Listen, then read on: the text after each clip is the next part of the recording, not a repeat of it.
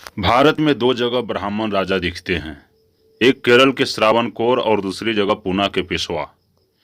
दोनों जगहों पर ब्राह्मण राजाओं ने शूद्रों के लिए अलग अलग नियम बनाए थे।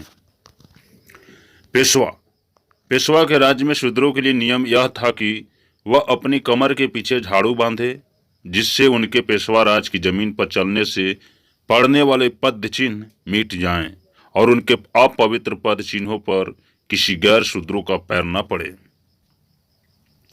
दूसरा नियम यह था कि वह सूरज निकलने के बाद और ढलने के पहले घर से बाहर न निकले, यानी दिन में न निकले, जिससे उनकी अपवित्र परछाई उनके राज की धरती पर न पड़े। तीसरा नियम यह था कि वह गले में हांडी लटका कर चलें, जिससे उनका जूठा या थूक उनके राज की धरती पर न पड़े। पेशवाओं के इसी अत्याचार के कारण भीमा कोरेगांव में शूद्रों ने पेशवाओं से युद्ध किया और हराया। श्रावणकोर के ब्राह्मण राजा का शूद्रों के लिए नियम और सख्त था। शूद्र महिला को ऊपरी वस्त्र पहनना वर्जित था और पहने हुए पकड़े जाने पर राज का दंड भरा जाता था। विशेषकर राजा जब सड़क से गुजरता था या मंदिर जाता था तो कम उम्र की अर्धनग्न दलित महिलाओं को राजा के जुलूस पर पुष्प वर्षा और स्वागत के लिए लगाया जाता था। बगल के राज्य मैसूर का राजा टीपू सुल्तान इसका विरोधी था और उनकी इस व्यवस्था का समय समय पर विरोध करता रहता था। टीपू सुल्तान के बाद श्रावणकोर का ब्राह्मण राजा और आजाद हो गया। टीपू सुल्तान के बाद श्रावणकोर का ब्राह्मण राजा और आजाद हो गया और इस व्यवस्था को और कड़ाई से लागू कराने लगा। नांगेली नाम की एक शूद्र महिला ने ब्राह्मण राजा की इस व्यवस्था का विरोध किया और उसने ब्लाउज पहने इसके दंड स्वरूप उस महिला का स्तन काट लिया गया, जिसके कारण उसकी मृत्यु हो गई और उसके पति ने उसकी चिता में कूदकर जान दे दी। फिर शूद्रों ने उग्र विरोध करके इस व्यवस्था का विरोध किया और अंग्रेजी हुकूमत ने इसे हस्तक्षेप करके 1858 में बंद कराया।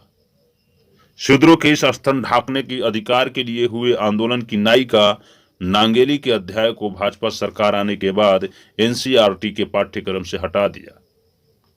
टीपू सुल्तान की मिसाइलों पर लिखी 2000 किताबों के साथ 800 मिसाइलें अंग्रेज ले गए, जिनकी मारक क्षमता 2 किलोमीटर थी। फिर उसी का अध्ययन करके अंग्रेजों ने उन्नत प्रौद्योगिकी के साथ उन्नत मिसाइलें बनाई।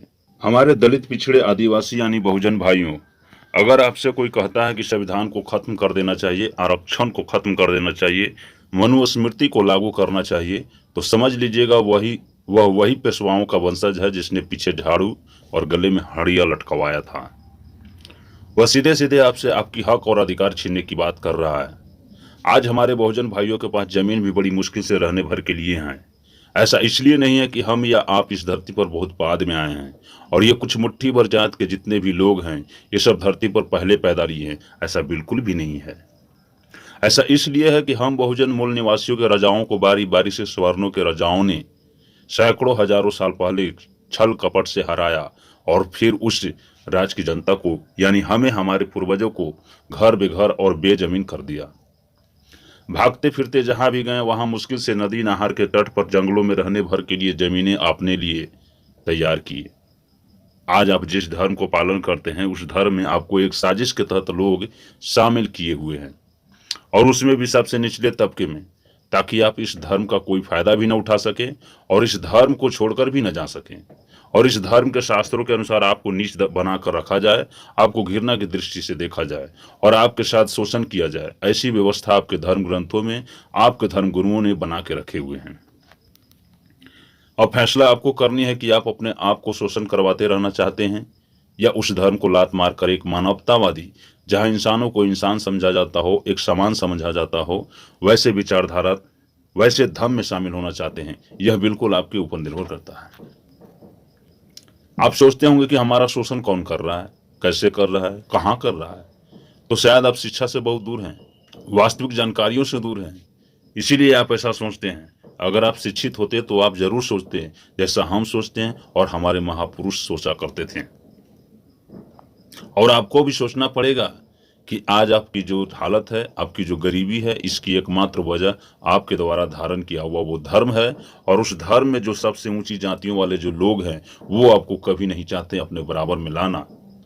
आपके धर्म के ग्रंथों में भी नहीं लिखा हुआ है कि आपको ऊंची जातियों को बराबर समझा जाए, बराबर इज्जत दिया जाए, बराबर धन संपत्ति कमाने की सुविधाएं दी जाए। फिर भी आप उस धर्म का पालन किए जा रहे हैं और उस धर्म के तथाकथित ऊंची जातियों को आप ऊंची जातियां मानते आ रहे हैं। आप उन्हें ऊंची जातियां मानने पर मजबूर हैं, इसलिए कि उनके पास ज़्यादा से ज़्यादा ज़मीनें हैं, संपत्ति है, जो कि वह ज़मीन किसी समय आपके पूर्वजों का था। छल कपट करके तथाकथित ऊंची जाति वालों ने सैकड़ों साल पहले छीन रखा है, हथियार रखा है, कब्जा कर रखा है। खैर, वो ज़मीनें अब आपको तो मिलने वाले हैं नहीं, लेकिन आप आज अगर जागरूक हो जाते हैं तो आप अपने वोट की शक्ति को पहचानेंगे और आप अपने मर्जी का, अपने समाज का नेता चुनेंगे और उसको सत्ता में पहुंचाएंगे जो आपके हक और अधिकार की बात करेगा, सुरक्षा स्वास्थ्य की बात करेगा, शिक्षा की बात करेगा। पहले तो आपको पूर्वजों को पढ़ने नहीं दिया गया और आज भी षड्यंत्र के तहत नाम के सरकारी स्कूल खोलकर काम उसमें बहुत दूसरे होते रहते हैं। कभी जनगणना, कभी वोटिंग, तो कभी कुछ तो कभी कुछ। आपको बच्चों को पढ़ाने के लिए शिक्षक भी ऐसे बहाल करते हैं जो अपने खुद पढ़ा लिखा हुआ बहुत कम होते हैं।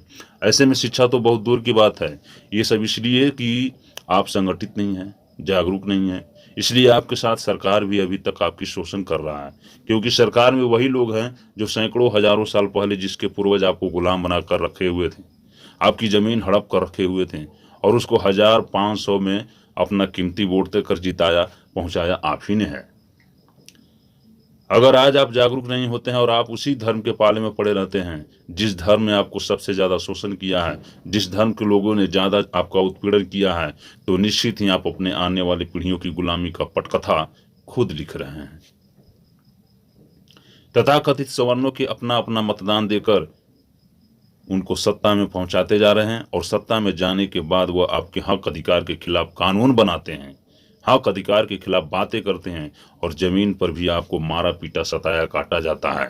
आपको न थाने में कोई सुनने वाला होता है, न आपका कहीं कोर्ट कचहरी में पैरवी होता है, कहीं भी आपकी सुनवाई नहीं होती है और आप हार थक कर अपने नसीब को दोष देते हैं, जो कि कभी किसी का नसीब होता ही नहीं है।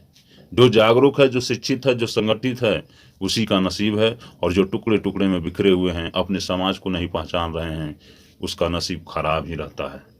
इसलिए अपने इतिहास को जानिए, पढ़िए, समझिए और बिना किसी से हिंसा किए हुए अपने हक अधिकार की बातें करिए, अपने हक अधिकार के लिए लड़िए और आपको किस धर्म में आपका हक अधिकार मिलेगा, किस धर्म के माध्यम से आप शिक्षित होंगे, संगठित होंगे, यह आपको गंभीरता से सोचना होगा। इसी के साथ आप सबको जय भारत, जय संविधान, मानवतावाद की जय हो मानवतावाद की।